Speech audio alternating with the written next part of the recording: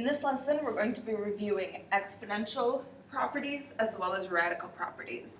And if you forget any of the properties of exponentials or radicals, I did give those to you on the Unit A vocab note sheet, so you can review those there as well.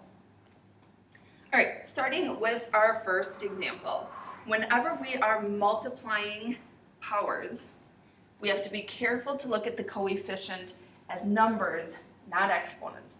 So when we are multiplying 3 times 4, we multiply. I know that seems kind of silly to state, but the rule for multiplying powers is that you add the exponents. So we get a lot of students that start to get confused and they start adding the coefficients instead of multiplying them. A times a gives us a squared.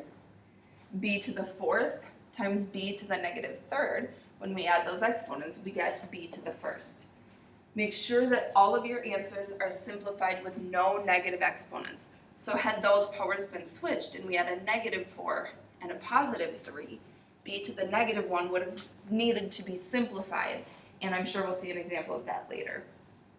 Next one, we are raising a power to a power. Again, treat that coefficient, that 2 that's out in front of the variable, as a number 2, not a power of 2.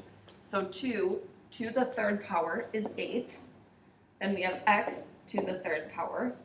And the rule for multiplying or raising a power to a power, y squared cubed, is we multiply those exponents. So y to the 6th. Again, a common error on this one is with that coefficient to do 2 times 3 to get 6 instead of, and I'm talking about this 2 here, instead of 2 to the third power. So be careful with these coefficients. A couple more examples. Now, what's nice on this next example is that anything raised to the 0 power is 1. So this whole expression right here equals 1.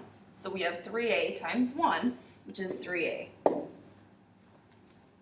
Now we're going to look at throwing some quotients in there. Part D is exactly like Part B, where we had a power raised to a power.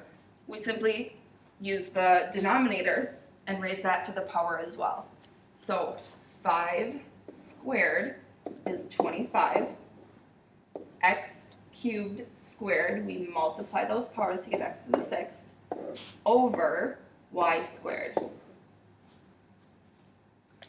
Now this next one, there's a couple of different options on this one.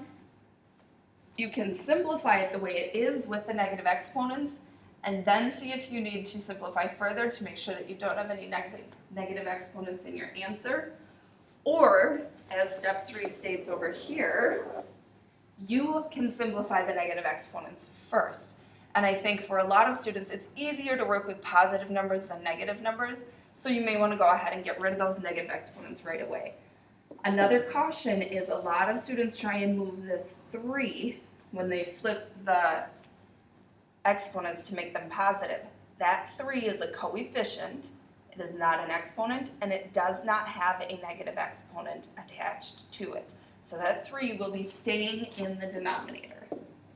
To simplify negative exponents, you just switch which side of the fraction bar they're on. So that x to the negative 2 moves to the numerator, becomes a positive 2. X to the negative 1 moves to the denominator and becomes a positive power. So now we can simplify our x squared divided by x. We subtract those exponents, and we get x over 3. Last example on our exponent rules. Again, and I can't state this enough, treat those coefficients as numbers. Right here, 12 and 4 are not exponents. So we do not subtract them like we do when we divide powers. They are numbers. So we divide. 12 divided by 4 is 3, and that will go in the numerator. At this point, again, if you want to switch those negative exponents to make them positive, you can do so. Otherwise, for those that want to see how to work with the negative exponents, I'm going to show you that on this example. So remember our quotient rule. When we're dividing powers, we subtract the exponents. So 3 minus negative 2 is 5. So we have a to the 5th in the numerator. Now with the b's, there's kind of a shortcut on this to make sure that you have a positive exponent in your answer. You take the bigger number minus the smaller number, and the answer goes wherever the bigger number is. Let me explain what I did with the a's using that. 3 is bigger than negative 2, so I took 3 minus negative 2. A cubed was in the numerator, so my answer stayed in the numerator. Now using that for the b's, the power in the denominator is 1. 1 is bigger than negative 4. 1 minus negative 4 is 5.